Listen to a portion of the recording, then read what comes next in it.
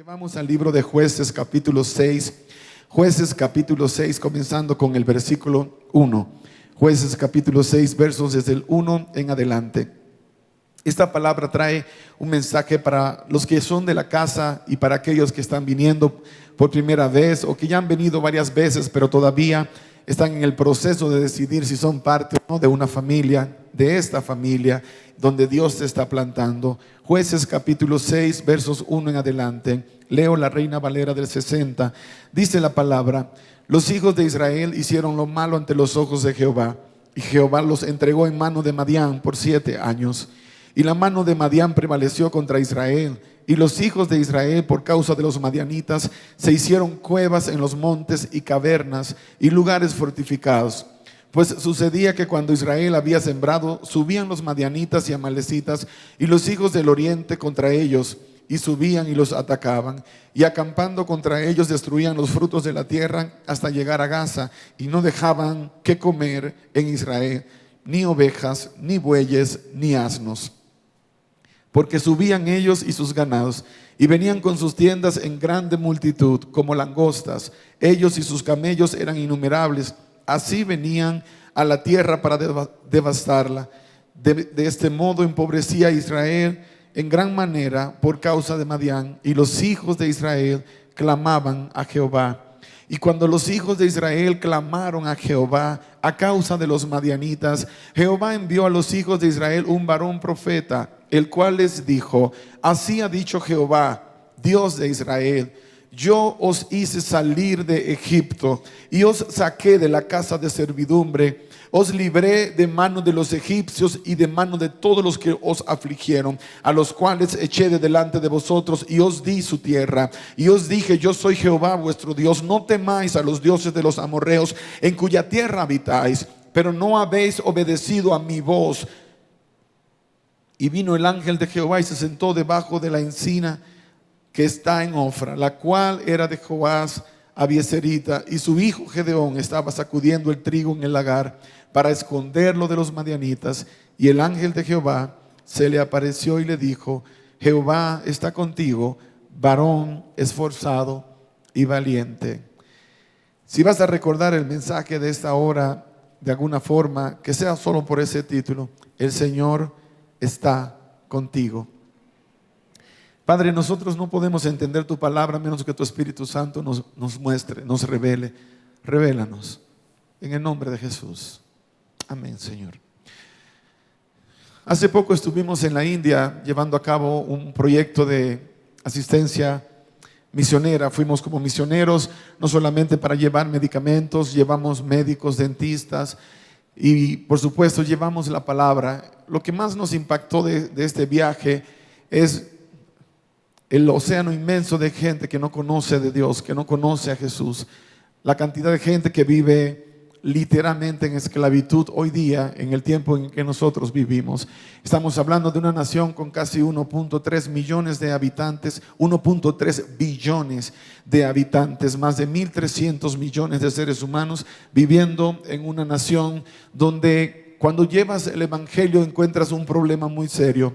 Vas a hablar de Jesús a unas personas que tienen más de 1,000 dioses distintos, y cuando pienso en ellos a veces pienso que nosotros de este lado no somos tan diferentes. Cuando tú miras a una persona común y corriente te das cuenta que posiblemente está viviendo una historia parecida. A lo mejor no tiene a Krishna y a los otros 1,000 tantos dioses que se adoran en la India, pero tiene a un Dios que se llama trabajo, tiene a un Dios que se llama dinero, tiene a un Dios que se llama estatus social, tiene a un Dios que se llama promiscuidad, tiene a un Dios que se llama drogas, tiene a un Dios que simplemente es el del ateo que se justifica diciendo: no creo en Dios por los cristianos, o simplemente porque no quiero creer en Dios. Tantas clasificaciones que podemos encontrar, pero elementos comunes. viviendo en esclavitud. Este lado del globo no está menos esclavizado que aquel lado. Si te pones a hacer un análisis de tu propia condición, dices, hay algo que no está bien, hay algo que no está completo, hay algo que necesita cambiar. Y luego cuando evalúas ese algo, encuentras una realidad. Posiblemente eres incapaz de cambiarlo. Es imposible para ti cambiar esas circunstancias. Has fracasado en diferentes áreas de tu vida y todavía no encuentras la razón. ¿Por qué fracasé? ¿Por qué sigo fracasando? ¿Por qué razón se hace imposible que mi familia salga adelante? Que yo pueda salir adelante. ¿Por qué me encuentro como si estuviese estancado en una burbuja y de alguna manera se ha hecho imposible que pueda salir? Y la triste realidad es que cada vez que el hombre trata de cambiar su situación con herramientas que el hombre promueve o el hombre mismo ofrece, encuentra que cae en el mismo lugar. Aquellos que han batallado con las drogas van a un programa de rehabilitación, salen de rehabilitación y poco tiempo después terminan cayendo en el mismo mundo de las drogas. ¿Por qué? Porque herramientas no funcionan si Dios no es parte de la ecuación.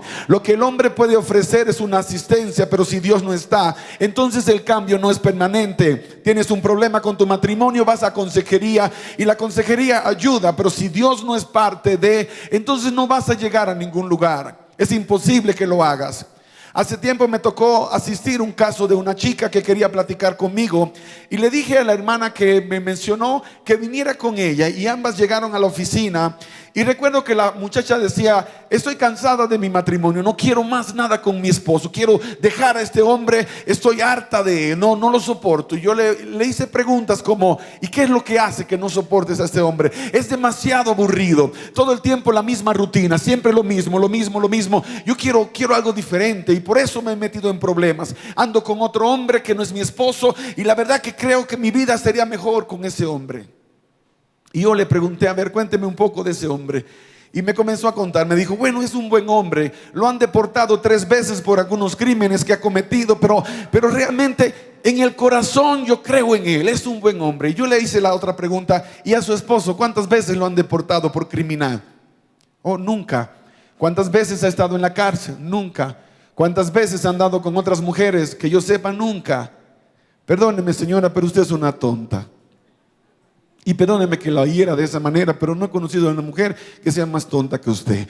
Usted está dispuesta a cambiar a un hombre que lucha por usted, por sus hijos, que es trabajador, solo porque es aburrido. Posiblemente es aburrido por culpa suya, porque un hombre es el reflejo también de su mujer. Usted podría haber hecho la diferencia, pero en vez de tratar de añadirle sabor a su matrimonio, usted anda buscándolo en el lugar que no le corresponde. Por eso no va a cambiar su situación.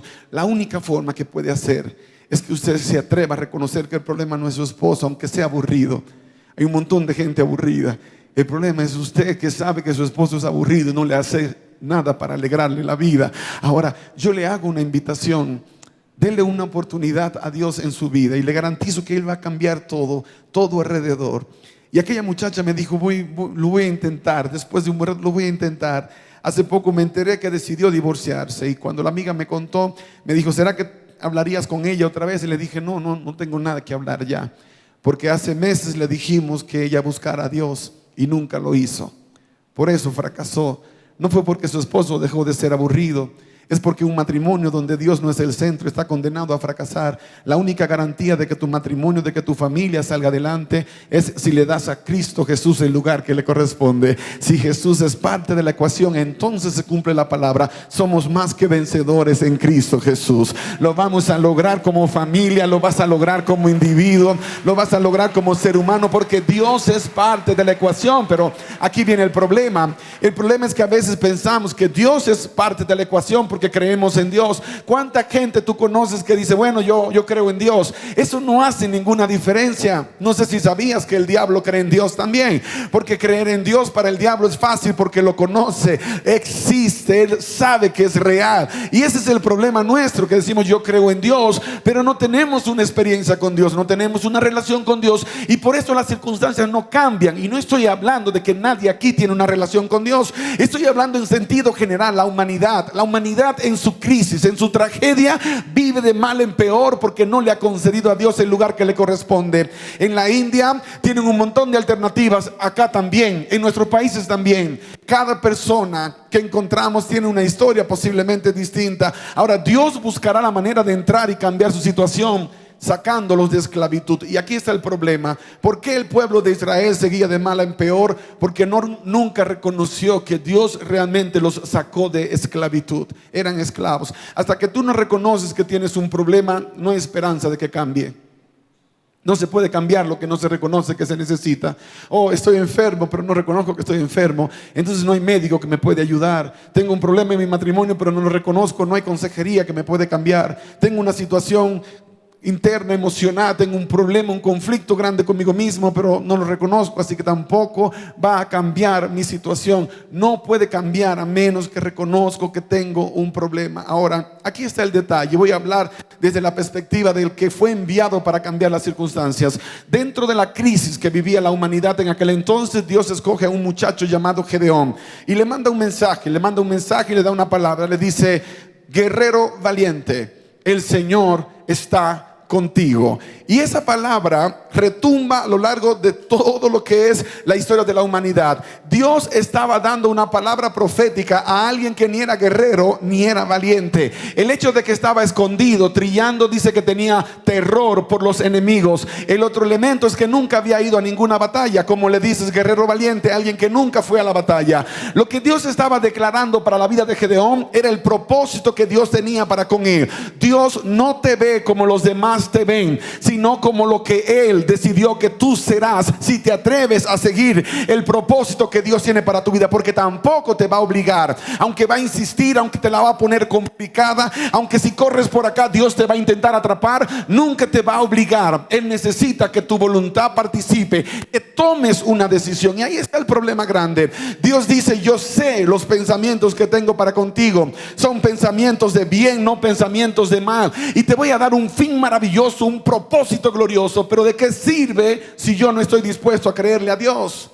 Le creo a mi abuelo que decía que yo era una basura, que era una porquería, que no servía para nada. Le creo a la gente que me dice: tú nunca vas a lograr llegar a ningún lugar. En cambio, Dios me está diciendo que soy un guerrero valiente. Y ando cuestionándole: pero ¿cómo que guerrero valiente? ¿Acaso no has visto mi resumen? Nunca he peleado una batalla, y las veces que intenté pelear me derrotaron antes de comenzar. Así que no califico para esa declaración que tú has hecho. Y eso es lo que yo siento de Dios decirte en esta hora. Dios ya determinó quién eres. Lo único que falta para ti es descubrir qué es lo que Dios ha declarado con respecto a tu vida. El amor de Dios por ti y por mí ha sido tan grande que entregó lo mejor que había en el cielo, a su Hijo, para que tú y yo tengamos la oportunidad de ser parte de la familia de Dios. No solamente es salvación, sino una eternidad juntamente con Dios. Pero hay una cosa que Dios no puede hacer por ti. Dios no va a decidir por ti. Esa decisión te corresponde a ti.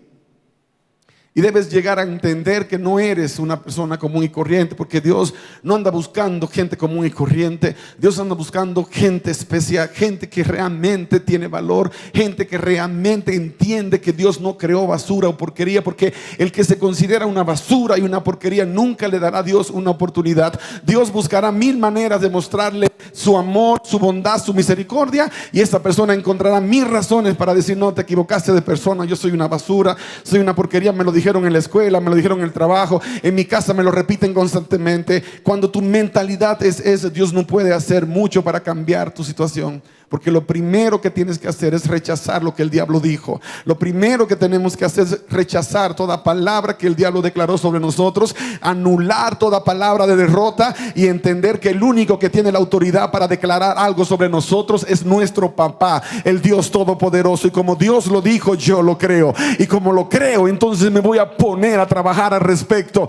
Yo creo que Dios tiene un propósito grandioso, entonces vamos a hacerlo, vamos a echarle ganas. A veces necesitamos que venga alguien más como un ángel del Señor para que te diga las cosas, porque te lo dijo tu mamá, te lo dijo tu papá, te lo dijeron tus hermanos, te lo dijeron tus amigos. Esa persona que te invitó a la iglesia para que vinieras hoy acá, esa persona siente un amor inmenso por ti, porque se expuso a tu rechazo y que quizás lo has hecho Quizás en más de una ocasión rechazaste y dijiste, no me gustan esas cosas, pero hoy aceptaste una demostración de amor. No te invitó a ir a una fiesta para que vayas a drogarte, a beber, para que pases un buen momento y al día siguiente te quieras suicidar. No, te invitó a vivir una experiencia que a lo mejor no contabas que era parte del propósito de Dios, pero así son las cosas de Dios. Cuando veníamos de nuestro viaje a la India, que fue a finales del mes de marzo, nos tocó hacer una parada en el aeropuerto de Hong Kong. Tenía conmigo al doctor Vázquez, que es un médico extraordinario de acá de México, un gran amigo que vive en la zona de Monterrey, cercano allá. Y él venía conmigo, nos fuimos al lunch de la aerolínea, nos dieron el privilegio de comer ahí con la gente rica. Así que nos sentamos allí y había un señor americano, allá los amigos míos mexicanos le dicen bolillos, no sé qué quieren decir con eso, pero son más blanquitos que el promedio y lo vemos así. Así que me senté y lo escuché que estaba hablando en su teléfono y como que dije, yo no sé qué hago aquí sentado, pero si me senté aquí en este lugar del lado de este señor, y ese señor ahora resulta que habla inglés, por lo menos lo puedo ministrar, porque al chino ni modo, pero a este lo puedo ministrar. Así que voy a aprovechar que me dé una oportunidad. Cuando él pausó, le saludé y le dije, hey, how are you? Where you come from? ¿De dónde vienes? Y él me mira así como si estuviera mirando una cucaracha. Literalmente me miró despectivamente, como ¿qué ondas? Y me dijo, States, así abreviado, Estados Unidos. No se me nota que soy güero. Yo le digo, oh, cool. Y me dice, where you come from? Le digo, States. Pero soy dominicano, solo que vivo en Texas.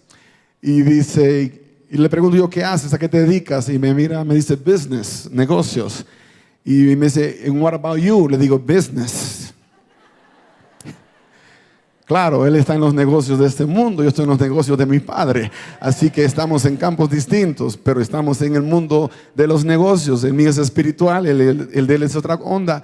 Y de repente me dice, ¿pero qué haces aquí en Hong Kong? No, venimos de la India. ¿Y qué hacías en la India? Bueno, en la India estábamos haciendo esto. Ayudamos ahí como a unas casi 400 personas de una villa, le dimos medicina, sanamos sus heridas y les hablamos del amor de Dios. Y dice, no puedo creer eso.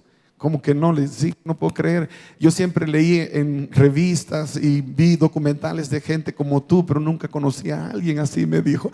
Y entonces ya yo de cucaracha ahora me sentía como que estaba por allá, como uno de los ángeles del cielo que había descendido.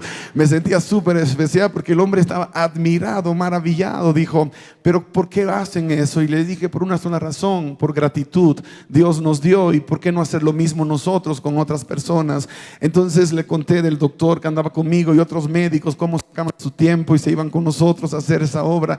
Y le dije, capaz que un día vienes con nosotros. Y me dijo, ¿sabes qué? Yo estoy descarriado, me dijo. Yo me he apartado de Dios, yo también conozco de Dios. Soy católico, me dijo, pero creo en Dios. Y no, pues si eres católico, eres cristiano, le dije, porque no crees en Buda ni crees en Krishna. Solo que hay algunas cosas que son diferentes entre tú y yo a lo mejor.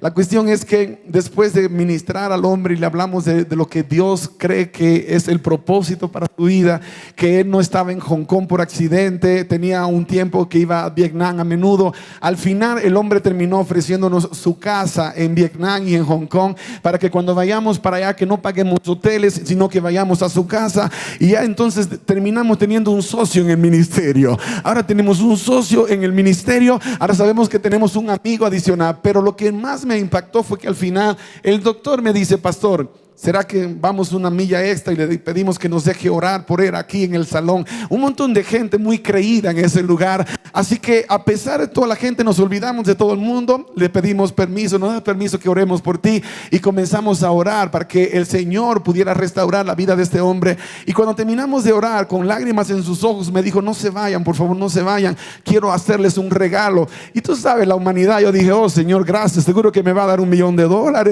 o alguna ofrenda para que sigamos en las misiones y sigamos predicando. Así es Dios de espectacular. Te vas a sorprender cómo hace Dios para financiar los proyectos que Él tiene. Y lo que el hombre sacó de su maleta fue una imagen de la Virgencita y me la entregó. ¿Qué hubieses hecho tú con la imagen de la Virgencita? Yo no te puedo preguntar, Pero yo la tomé y le dije: Dios te bendiga, amado. Y la guardé. Honestamente no sé dónde se perdió. El Señor la secuestró en algún momento del viaje, porque ya nunca más la volví a ver. Pero él se sintió tan bien que yo acepté. Y para él lo significativo no era que era la virgencita, porque como su trasfondo católico, sino el hecho de que esa virgencita él la compró en Vietnam y que era algo muy especial y era un souvenir que me quería dar. Y entonces yo aproveché y le dije: ¿sabes qué? Yo soy de los que cree que no hay una mujer más pura y santa en la Biblia que María, la madre de Jesús. Ella siempre enseñó que el camino a la salvación es Cristo Jesús. Dejé esa sola semilla y me fui. Le corresponde al Señor terminar el trabajo, porque uno es el que siembra, otro es el que se cosecha. El trabajo nuestro no es hacer diferencia. Tú vienes acá, vienes de un trasfondo católico y a veces piensas que nosotros los cristianos vamos a maltratar porque tenemos creencias diferentes. Lo único que queremos nosotros es que no hay salvación ni en San Juan, ni en San José, ni en San Gregorio, ni en la Virgen, que la salvación es solamente en Cristo Jesús y que no hay ningún otro camino para llegar a la salvación excepto el que ya se estableció. No creemos que la Virgen ande apareciéndose en todos los lugares ni en ningún lugar. Creemos que a veces el enemigo quiere desviar la atención para que muchas personas, en vez de buscar a Jesús, vayan en el lugar equivocado. Ahora, ¿cuál es el problema? Que a veces nosotros los cristianos somos tan celosos del evangelio que le damos con un bate en la cabeza, le damos con un palo de golf para que se le salga lo que es diferente a nosotros. No, el evangelio de Jesús es lo único que puede transformar un corazón.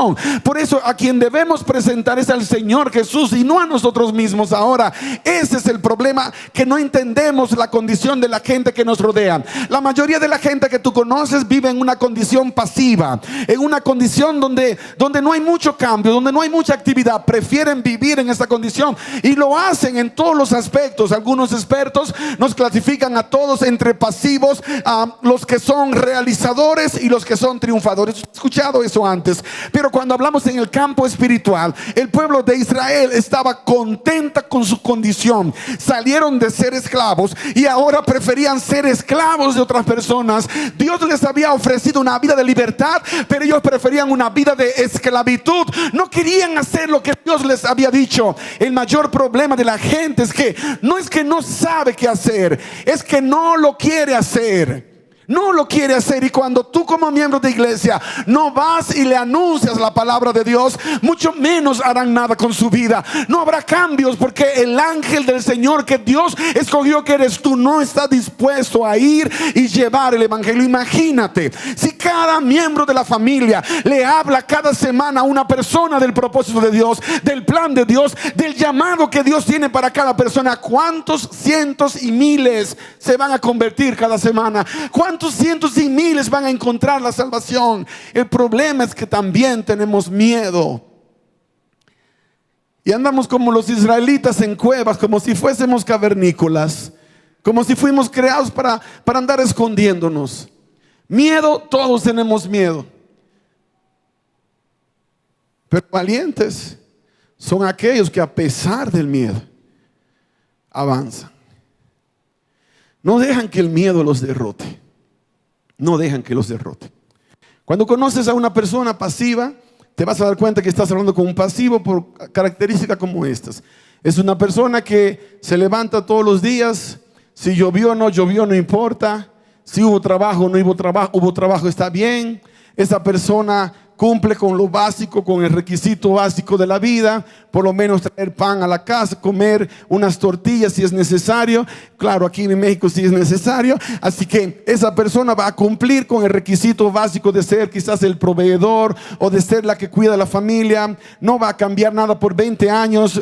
Vive la misma clase de pensamiento, repite la misma rutina, tiene el mismo círculo, no hace nada para cambiar. Hay una declaración que dice que si siempre haces lo que siempre has hecho, siempre tendrás los mismos resultados, no va a cambiar nada. Así que ellos viven en esa categoría. En el campo espiritual hay gente que dice: no, pues yo nací creyendo esto y me voy a morir creyendo esto. No les importa si es verdad o es mentira. Ellos están dispuestos a morir porque alguien les dijo cuando nacieron que era así, y ellos van a ir por la vida y no van a querer saber nada más. Y posiblemente esa es parte de tu historia. Alguien te dijo que era así, pero nunca tuviste una experiencia personal con Dios, así que no sabes. Pero ¿por qué nunca la tuviste? Porque nunca pudiste salir de ese lugar hasta hoy. hasta ahora que te atreviste a hacer algo diferente, que te atreviste a romper con lo que has hecho toda tu vida, porque en tu corazón hay un grito de desesperación, hay algo en ti que te dice que necesitas cambiar, que no puedes seguir viviendo la vida de la misma manera, que todo lo que te rodea depende de lo que pase ahora entre tú y Dios.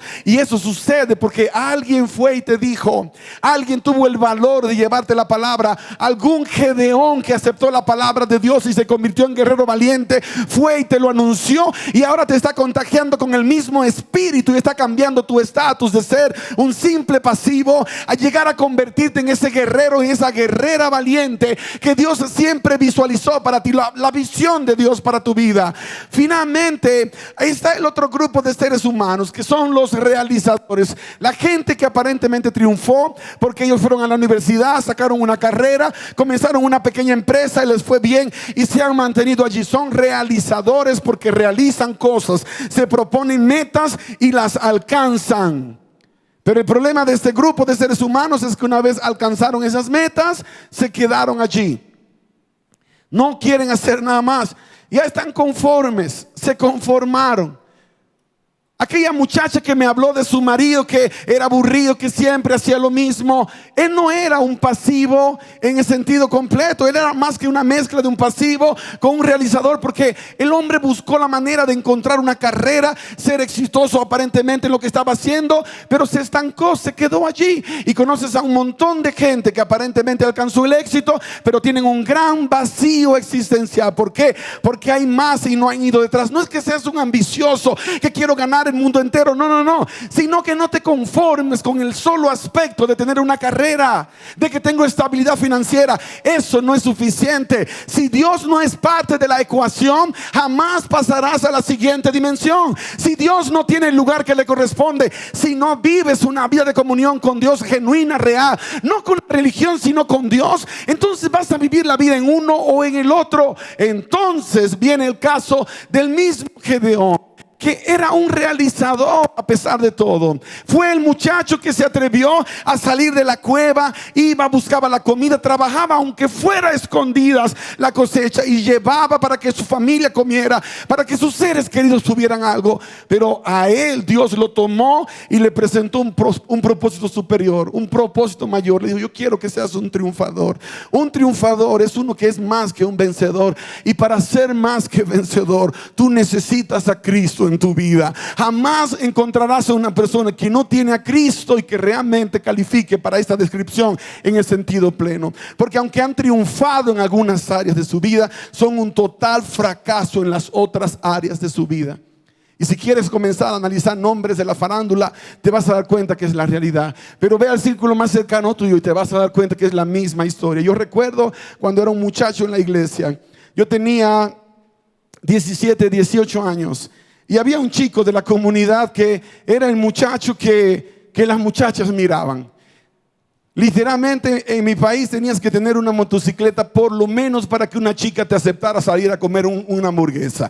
Si estabas en bicicleta o estabas a pie, olvídate que ninguna chica iba a querer salir contigo. Tenía que ser una chica con muchos valores y que miraba más allá de la bicicleta o la motocicleta y que miraba el corazón del muchacho. Pero este era el muchacho que las muchachas miraban. Era el tipo súper atractivo. Era el muchacho que, aunque no tenía la motocicleta, tenía una labia, una capacidad de convencer que no hacía falta motocicleta. Y era el muchacho que siempre soñaba con llegar a Estados Unidos. No sé si acá en México conoces a alguien que siempre ha soñado con irse para el norte y piensa que en el norte está Dios y aquí está el diablo, y están tan equivocados. El diablo está en todas partes y Dios está en todas partes. El diablo te va a destruir la vida allá como acá, y mucha de la gente que se va sin un llamado de Dios, sin que Dios les dijo que se vayan, viven el infierno en la tierra. No vais, no, es que la cosa está mala acá en México, no, es que la cosa está mala en Centroamérica, me voy para el norte. Créeme que el norte no es sinónimo de Dios, a menos que Dios te mandó. Hay muchísima gente que yo pastoreo que está pasando por situaciones muy amargas, muy difíciles, porque no solamente es pensar que la moneda cambió de color de aquel lado, eso es lo que menos importa. Muchos sacrificando familias y todo por creer que ese es el sueño, sin haberle preguntado a Dios sin haber consultado con Dios. Ese muchacho, ese era su sueño. Había ido por lo menos unas 5 veces a la embajada a buscar la visa y se le negaron. Ya le tenían una fotografía de él a la entrada para que no lo aceptaran, porque era la ficha repetitiva. Y en mi país no es tan fácil. Acá, con todo respeto, es más fácil en el continente, porque hay que cruzar el río Bravo, correr un poco. Bueno, no tan fácil porque el desierto es más cruel. Pero allá en mi país hay que tirarse a nadar. Hay que cruzar el canal de la Mona y llegar a Puerto Rico. Y si no sabes lo que te espera allí, mejor no lo hagas, porque ese es un hervidero de tiburones y hay muchísima gente que va allí para hacer comida para tiburones. Pero a pesar de eso, muchos se siguen arriesgando. Este muchacho, un día estábamos platicando, él había conocido a una chica americana que llegó para mi país, la enamoró y en 2 semanas estaban casados en 2 semanas. Yo no sé si la muchacha estaba bien de la cabeza, pero parece que ella vio muchas películas de Hollywood y pensó que el amor era así. Lo conocí, me enamoré y ahora vamos a vivir felices para siempre. Ella no sabía que él quería una visa para un sueño, quería la visa para Estados Unidos. Se casaron y yo me acuerdo cuántas veces yo lo invité a la iglesia, íbamos a jugar básquetbol. Y yo pensé que él estaba buscando algo diferente, pero ese día me acuerdo cuando fue a hablar conmigo, me dijo: Richard, ya mi sueño está realizado. Me casé, ya me aprobaron la visa, me voy para los Estados Unidos. Te voy a dar un consejo. Aléjate de esto de la religión y de Dios y de esas cosas, porque si no lo haces vas a ser un miserable toda la vida. Mírame a mí, me dijo. Yo soy un ejemplo de superación y no necesito esas ideas retrasadas que ustedes tienen.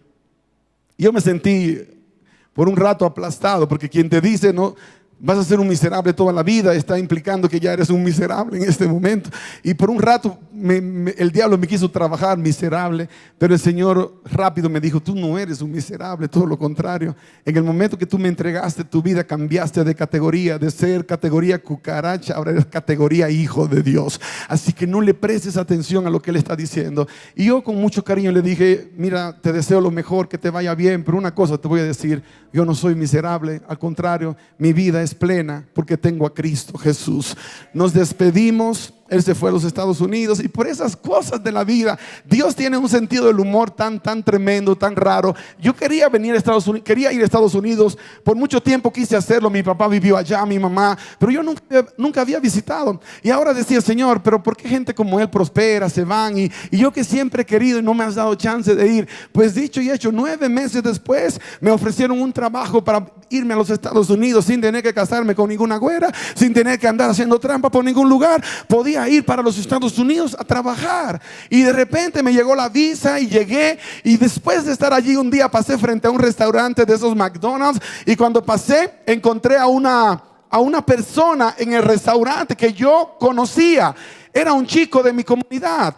Era un muchacho que hacía años había ido para Estados Unidos. Y cuando lo vi, entré y lo saludé: Fausto, ¿cómo estás? Y fue maravilloso el momento, porque era un chico espectacular ese muchacho. Luego Dios me permitió evangelizarlo, contarle del amor de Dios, y se entregó a Jesús y se bautizó. El chico del McDonald's. Lo que te cuento es, ahora yo podía comer gratis McDonald's cada vez que pasaba por allí. Así que para mí era un must. Tienes que parar, tienes que hacer una parada. Y yo paraba y un día me dijo: oye, Richard, ¿tú te acuerdas de Juanito? Le estoy cambiando el nombre al personaje de la historia porque así protejo un poco a su familia. ¿Te acuerdas de Juanito? Y me dice Juanito: sí, claro que sí. ¿Ya lo viste? No lo he visto. Me dice: te lo voy a amar. Y le mandó un mensaje. En esos días usaba el famoso beeper. Y lo vipeó. Le mandó un mensaje. Y el muchacho llegó en un carro bonito. Salió del carro. Tenía un jacket de esos de $800 de la tienda Macy's. Yo andaba con una bata de baño que parecía Coke, que mi papá me había regalado. Así que éramos el extremo. Yo parecía que estaba en la miseria y él en la prosperidad. Y cuando él me sale, me da un abrazo, me dice: me enteré que viniste para Estados Unidos. Qué bueno que estás acá. Y me contó así como en 10 minutos la historia. No sé si conoces gente así, que en 3 minutos te cuentan todo: la vida de la suegra, del suegro, de los hijos, todo en 3 minutos te lo cuentan todo. Y él me contó todo así de repente y me dolió. Me dio un dolor muy grande porque me dijo: mira, yo llegué, comencé trabajando decente unos meses, pero aquí decente no se llega a ningún lugar. Vi a unos tipos bien vestidos en un bloque y me di cuenta que estaban en el tráfico de drogas. Me acerqué, me dieron trabajo y en unos meses he subido. Estoy ganando $2,500 por semana, Richard, por semana. Pues si acaso quieres trabajo, me avisas. Por semana, 2,500. Dice, eres un desgraciado, le dije, porque sabes que soy cristiano y tú sabías que mi papá es traficante de drogas también, tiene su negocio, capaz que los presento un día, le digo. Le dije bromeando, pero la realidad de mi corazón me dio pena, me dio dolor, porque yo había visto lo que las drogas habían hecho en mi familia y cómo las habían destrozado. Dejamos de vernos, nos vimos una vez más y me volvió a recordar, acuérdate lo que te dije un día, si no dejas eso de Dios y religión, nunca vas a hacer nada. 2 años después yo viajé a mi país a visitar a mi familia, estaba estudiando mi carrera en religión, en teología en Puerto Rico. Llegué a mi país y uno de mis hermanos me dijo, ¿tú te acuerdas de este muchacho que era amigo tuyo, que se fue para New York, que se casó con una muchacha americana? Claro, lo mataron, me dijo. ¿Cómo que lo mataron? Sí, lo mataron. Hizo un negocio grande con unos tipos y ellos fueron luego y recogieron el dinero y lo asesinaron. Hace 2 meses fue el funeral acá. Y allá está la tumba de mi amigo, en un cementerio de mi país. El que dijo que yo sería un miserable porque había escogido seguir los pasos de Cristo.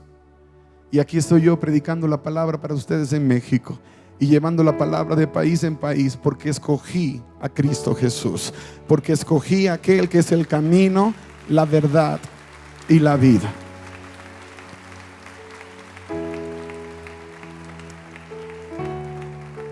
Si el Señor dijo que eres un guerrero valiente, créele. Si el Señor dijo que eres guerrera valiente, créele. Si Dios dijo que tiene un plan mejor que el que tú tienes para tu vida, créele. Pero tienes que darle una oportunidad. Nadie más se la puede dar, solamente tú. Y es algo de vida o muerte. Es algo de vida o muerte. Es un sí o un no. Y todo lo que Dios está pidiendo es que le des una oportunidad. Y eso es lo maravilloso del Evangelio de Jesús, que nosotros deberíamos estar pidiéndole a Dios una oportunidad, pero Dios nos está pidiendo a nosotros una oportunidad. Y yo quiero hacer esta oración contigo. Yo quiero hacerte esta invitación. El Señor te dice esta palabra hoy: los pensamientos que tengo para contigo son pensamientos de bien, y te voy a dar un futuro glorioso como nunca te lo imaginaste. Lo único que necesito es que me des una oportunidad para probarte. Es posible que la religión te falló, es posible que la comunidad, la sociedad te falló, es posible que los seres humanos te fallaron y piensas que yo te he abandonado, pero yo nunca me olvidé de ti. Por eso estamos aquí juntos en esta mañana, porque había una cita pendiente entre nosotros. Es muy probable que tú eres de los que has pensado que no estás listo para darle una oportunidad a Dios, pero eso no te corresponde decidirlo. Ven como tú estás. A Dios no le interesa cómo te encuentras ahora. Los israelitas, a quien Dios mandó a este siervo Gedeón a libertar, estaban esclavos por voluntad propia, porque habían desobedecido a Dios, porque se habían apartado del propósito de Dios. Tú no tienes que vivir la misma experiencia. Tienes la voluntad y puedes tomar una decisión. Y lo que he visto hasta acá en los años que llevo sirviendo a Dios, ayer me preguntaba un chico de 10 años en la iglesia, Isaac, ese niño que operaron de su cerebro, pastor, que usted una vez y la pastora oraron también por él, que es un milagro andante. Ese chico es extraordinario. Me dice: pastor, ¿cuántos años, a qué edad comenzaste a predicar? Le dije: cuando tenía 14 años. Y muy preguntón, me dice: ¿cuántos años tienes ahora? Pues tengo 45, ya pronto voy a cumplir 46. Y me dice: wow, y comenzó y se fue a contar y a contar y a contar. Y luego me dice: ¿cuántos eran? 14, y se regresa. Y luego viene y me dice: entonces tú has predicado por 31 años de tu vida. Y yo lo miré y dije: que Dios te bendiga, muchacho. Por 31 años de mi vida he estado hablando de este evangelio maravilloso, y te puedo decir con autoridad que nunca he visto a Dios desamparar a uno de sus hijos. Nunca he visto a Dios abandonar a una de sus criaturas. Nunca he visto a Dios fallarle a una persona. Y tú no serás la primera persona. Todo lo que Dios quiere es una oportunidad, y la pregunta es si se la vas a dar. Y yo te reto en el nombre de Jesús a que se la des. Y te voy a pedir algo sencillo, que si tú quieres hoy decirle: Señor Jesús, yo quiero darte esa oportunidad de que seas el que gobierna mi vida, de que tengas control absoluto. Yo quiero recibir esa salvación que tú ganaste para mí. Hoy en este lugar la puedes recibir totalmente gratis. No tienes que pagar, alguien más pagó. Jesús lo hizo en la cruz del Calvario. Por eso es posible hoy para ti, para mí. Y si tú quieres recibirla, ponte en pie, ahí donde estás. En el nombre de Jesús, ponte en pie. Dios te bendiga, querido. Dios les bendiga. Dios te bendiga, Dios te guarde. Qué maravilloso. Gloria a Dios. Yo quiero pedirte algo más. Aquellos de ustedes que nunca han dado este paso antes, o que alguna vez lo dieron hace mucho tiempo y se apartaron, pero que hoy genuinamente están buscando reconciliación con Dios, salgan de su lugar y vengan aquí al altar, porque queremos presentarlos como la ofrenda al Señor, como el sacrificio vivo, agradable delante de Dios. No tengas temor, ven en el nombre de Jesús. Iglesia, dale un aplauso a estos valientes guerreros que hoy están tomando esta gran decisión. Qué glorioso, qué maravilloso. Ese es el amor de Dios, ese es el amor de Dios. Así es Dios. Cuando tú reconoces que Él lo vale todo, cuando reconoces que Él merece la oportunidad, cuando reconoces que Dios es digno, entonces vienes, le das la oportunidad. Y Dios nunca te deja como viniste. Cada persona puede venir como vino, pero Dios nunca le va a dejar como llegó. Lo que hoy comienza es la mejor historia de tu vida. Hoy comienza la mejor etapa. Todo lo que fue horrendo hasta acá, todo lo que fue horrible hasta acá, el Señor lo borra con la sangre preciosa del Cordero. El diablo va a intentar recordarte alguno de tus errores. Si te acuerdas lo que tú hiciste, tú no eres digno, tú no te lo mereces, no vales la pena. Y tú le vas a decir: el Señor te reprenda, Satanás. Yo fui comprado con la sangre preciosa del Cordero, fui lavado con la sangre de Cristo Jesús, y ahora tengo el estatus de ser el hijo. Eres la hija del Rey de Reyes y Señor de Señores. Tienes que creerlo con todo tu corazón, y te garantizo que vas a ir a tu casa, vas a ir a tu vecindario, a tu comunidad, a tu ciudad, y la gente va a comenzar a ver algo diferente en ti, que va a comenzar a quemar el corazón de ellos, y vidas van a ser transformadas por ti. Vidas van a ser impactadas solo porque tu vida cambió. Hay gente que nunca leerá la Biblia, pero verá tu vida, y es la mejor Biblia que podrán leer. Tu testimonio de pasión, de amor por Cristo Jesús. Dios no solamente cambia tu interior, sino que cambia el exterior y cambia el entorno. Y luego entonces te manda como uno de sus representantes. Comienzas sirviendo en tu casa, en tu iglesia, y luego entonces Dios te va a mandar a diferentes lugares que nunca imaginaste, como un mensajero de buena voluntad, como un mensajero de buenas noticias. Porque eso es lo que somos los seguidores de Cristo. Somos mensajeros de buenas noticias, porque hablamos del Evangelio, y el Evangelio es buenas nuevas de salvación. Yo sé que todavía quedan algunas personas en la congregación que están tratando de digerir todo esto. ¿Será que esa palabra es para mí? ¿Será que realmente yo le estoy importando a Dios al punto de que Dios quiere hacer un proyecto conmigo, de que Dios tiene planes para con mi vida? No le prestes atención a la duda que en este momento va a embargar, o a la incapacidad de moverte que a veces va a pasar. Ahí donde estás, pronuncia el nombre de Jesús, y vas a sentir el poder maravilloso de su amor, y te vas a poder levantar, porque yo quiero que estés aquí antes de orar. Yo sé que hay algunas personas más todavía en la congregación que necesitan estar acá, y yo quiero esperarte antes de orar. Yo no sé tu nombre, no sé tu historia, pero Dios lo conoce. Yo sé que tienes que venir. Yo sé que este llamado es para ti. Yo sé que tú andabas buscando una respuesta de parte de Dios. Que Dios te bendiga. Demos un aplauso para ellas. Demos un aplauso para ese joven. Qué maravilloso, qué glorioso. Tú también puedes. Tú también puedes. Dios te bendiga, mi señora. Dios te bendiga, mi niña. Que Dios bendiga a este joven. Qué maravilloso es el amor de Dios. Ese es Jesús. Nada de lo que pasa acá pasa por mí, pasa por los pastores, pasa por la música, pasa por lo que es el poder del Espíritu de Dios. Cuando mi esposa cantaba hace un rato, manifiesta tu poder, de eso estaba cantando. Que el Espíritu Santo, que es el que convence de pecado, de justicia, de juicio, pudiera tener espacio en tu corazón. Yo te quiero dar las gracias. Gracias por darle una oportunidad. Gracias por permitirle a Él obrar en tu corazón.